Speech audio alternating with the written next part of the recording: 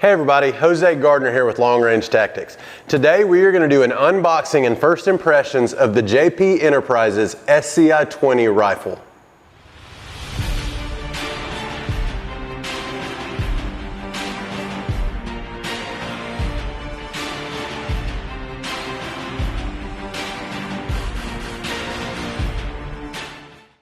Okay, so as I mentioned, today we're going to do an unboxing of the JP Enterprises SCI-20 rifle.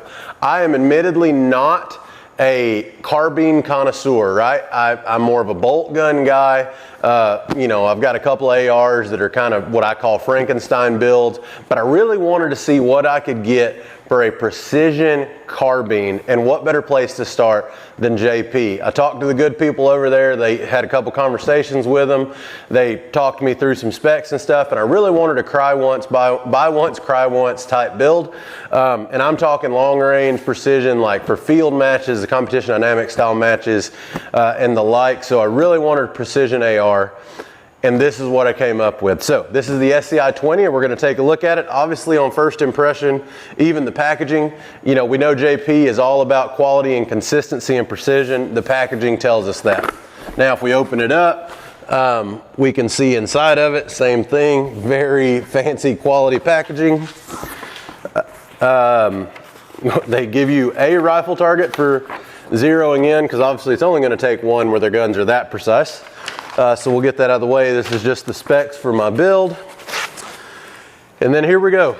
Here we have the rifle. So as you can see in the bottom right of your screen there, even JP, they got their name stamped on everything, and why not when you can stand behind a brand like that. A couple of the small things it comes with: 10-round mag, some weapons maintenance items, nice hat, definitely be putting that to use, weapons lock, owner's manual, and some different things like that. But what were we here to look at? The rifle. So this is the SCI-20. Some of you may be more familiar with the SCR-11, and really this is just the update of that, and technically this is still an SCR-11 lower. So the lower does only work with the side charger. However, if you have an old SCR-11 side charger, it will still work with this SCI-20 updated upper. So as far as the charger goes, I want a pretty standard carbine buttstock. I'll likely change that out for a more precision style buttstock that I have on hand, but we're going to try this for a little bit anyways. So this is their Carbine Buffer. I have the silent capture system in there with the spring and all that. With the trigger, I didn't go fancy either, mainly because I will likely upgrade this to another precision trigger I have laying around. But the fact of the matter is, the JP, just their factory triggers out the gate are still incredible. If I do swap this out, it's because it'll replace something else. These triggers are smooth, they're crisp, they're very minimal creep, and I'm very excited about that. So they're SCR-11 lower. And then here's what I want to talk about. This is the upper, let's say the completed upper that I decided to spec out.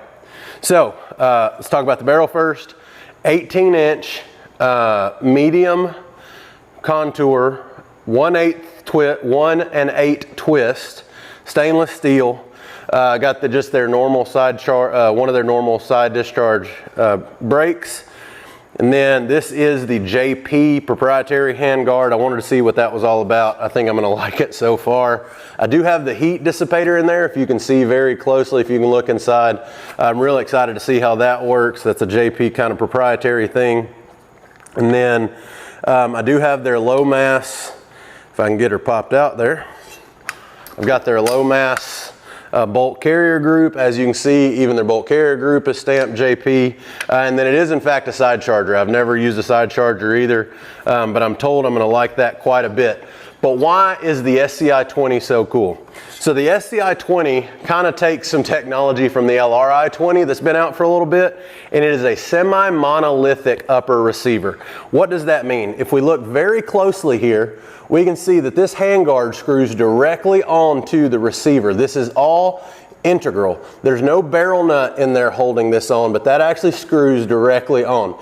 So we all, you know, JP's known for doing some thermo fitting of their barrels in there for increased rigidity and perfect fit, and this just adds more. What this allows is it's not 3 parts held together, it's 2, and then also it actually allows them to put more meat as far as the material inside that this is screwed onto, which just allows, just like we like more meat on our barrels for rigidity and for accuracy, it allows that on the build of the upper. Really excited to see how that works.